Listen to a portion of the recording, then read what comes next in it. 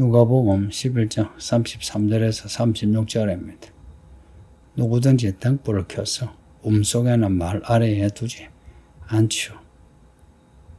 등불을 상자 속에 두거나 아니면 침대 밑에 두지 않죠. 등경에 두어서 방을 밝히고 또 가로등으로 길을 밝히게 하죠. 그렇게 해서 방에 들어간 사람, 길을 가는 사람에게 빛을 보게 하려 하는 거죠. 이런 뻔한 생활의 이치로 하나님의 나라를 말씀하고 있습니다. 또 씨 뿌린 비유 보면 좋은 땅에 좋은 열매, 나쁜 땅에 나쁜 열매 맺힌다. 이 뻔한 자연의 이치로 하나님의 나라를 말씀하고 있습니다. 고로 하나님의 나라를 아는 거 그리 어렵지 않습니다. 마음을 열고 말씀을 그대로 받아들이면 의외로 쉽게 하나님의 나라를 알 수 있습니다.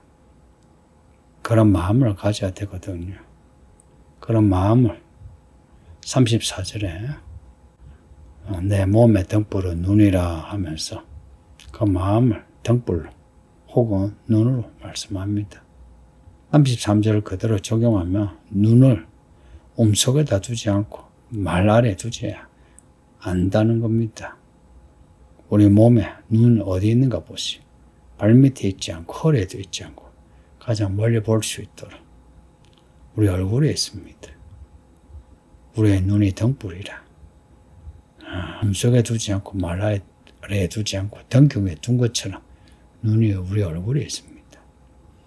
눈을 등경 위에 두는 것을 온몸이 밝을 것이다고 합니다. 속에다 두고 말 아래 두는 것은 눈이 나쁜 것으로 이제 비유되죠. 좋은 눈은 등경 위에 등불처럼 온몸을 밝히는 눈인 겁니다.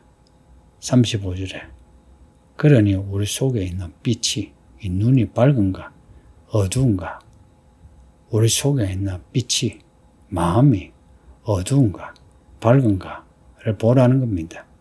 만약 우리 속에 있는 빛이 그 눈이 어둡다면 그 빛이 밝도록 하라는 겁니다. 속에서 꺼내어서 등경 위에 두고 말 아래에서 꺼내어 등경 위에 두라. 36절에 그렇게 해서 온몸이 밝아. 다시 말하면 너의 눈이 밝아서 온몸이 밝으면 등불에 빛이 비추는 것처럼 온전히 밝아지는 겁니다. 눈을 밝혀라는 겁니다. 눈을 밝혀 몸을 밝혀라는 겁니다. 이 눈이 마음이죠.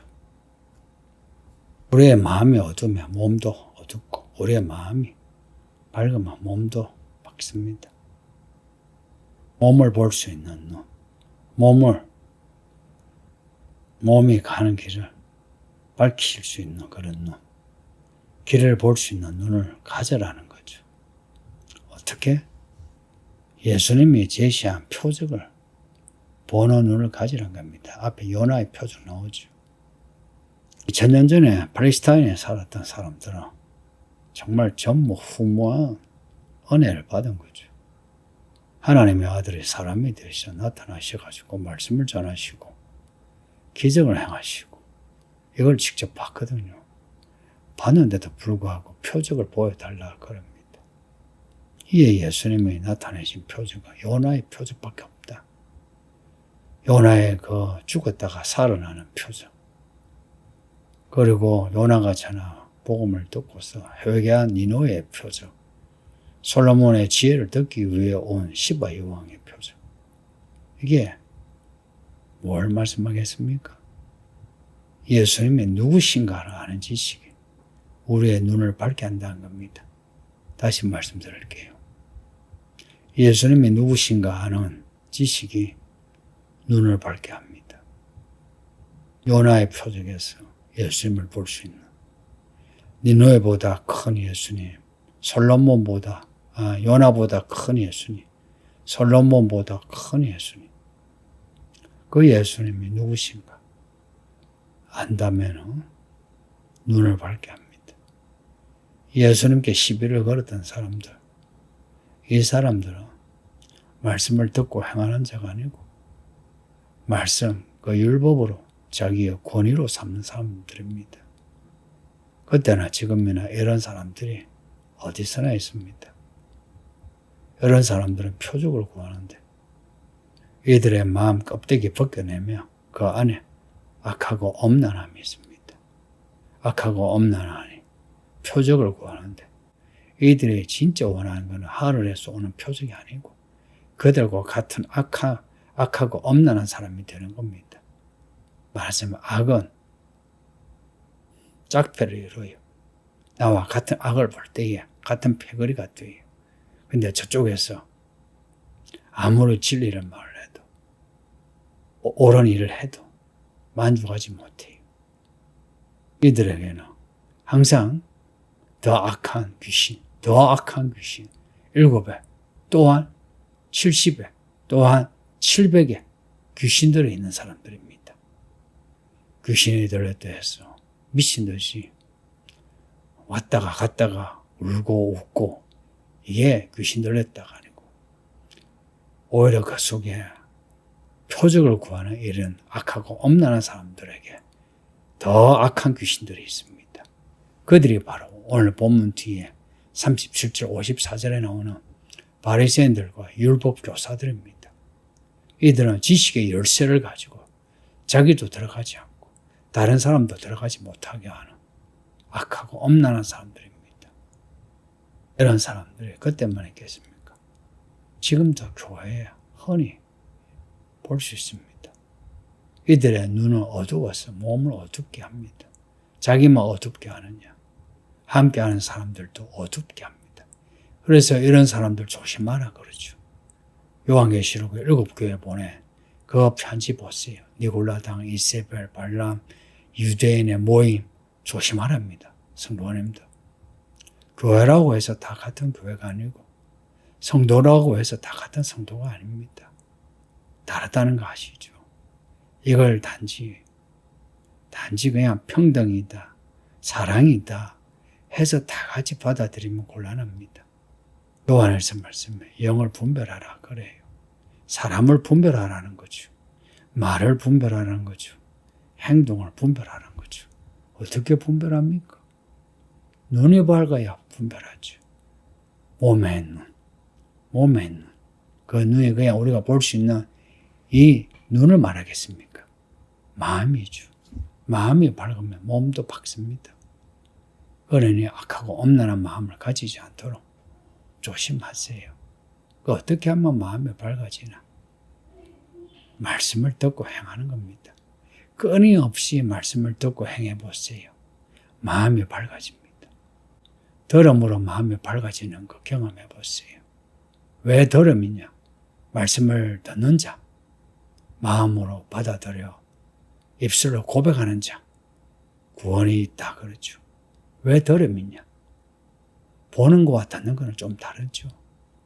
보는 거는 시각적으로 그냥 보는 그 형상만 받아들이죠. 그러나 들음은 다 듣는다는 거는 말을 듣죠.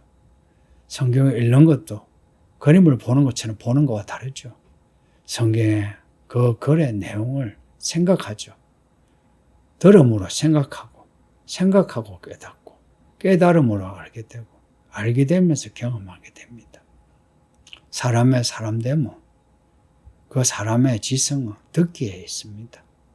책을 읽는 거, 그림책을 읽는 거하고 다르죠. 책을 읽는 거는 독서는 듣기입니다. 보기는 아니죠. 보는 것은 아니죠. 듣기 위해 책을 읽는 거죠. 그죠? 결국 이 믿음은 언어의 문제입니다. 성도님들, 우리 성경 많이 읽고 자주 읽고 또 처음부터 끝까지 읽으셔서 성경적인 말하기와 글쓰기에 열심을 냈어요. 성경적인 말하기와 글쓰기가 돼야 성경적인 행위가 나옵니다. 참 이런 부분을 참 많이 강조하고 싶은데 우리 성도들이 좀 부담을 느끼네요. 온몸이 밝아 조금도 어두운 데가 없으면 등불의 빛이 너를 비출 때와 같이 온전히 밝으리라. 온몸이 밝으려면 마음이 밝아야죠. 마음의 등불. 마음의 등불이 있어야 온전한 믿음이 됩니다. 부디 우리의 이 마음, 이 말씀으로 밝히시기를 예수 이름으로 축복합니다. 아버지 하나님 감사합니다. 오늘도 주의 말씀 읽고 들었으니 우리의 눈이 밝아 몸이 밝아지게 하시고 우리의 인생이 어둠에서 밝은 곳으로 하나님의 나라로 들어가게 하소서. 세상이 어두워지고 있을 때 우리는 정신을 차려 더욱더 눈이 밝아져 분별하여 하나님의 빛 속으로 들어가게 하소서. 부디 성경 말씀 읽고 듣고 생각하여 깨달아 알게 하시고 말씀대로 살게 하소서. 예수님 이름으로 기도합니다. 아멘.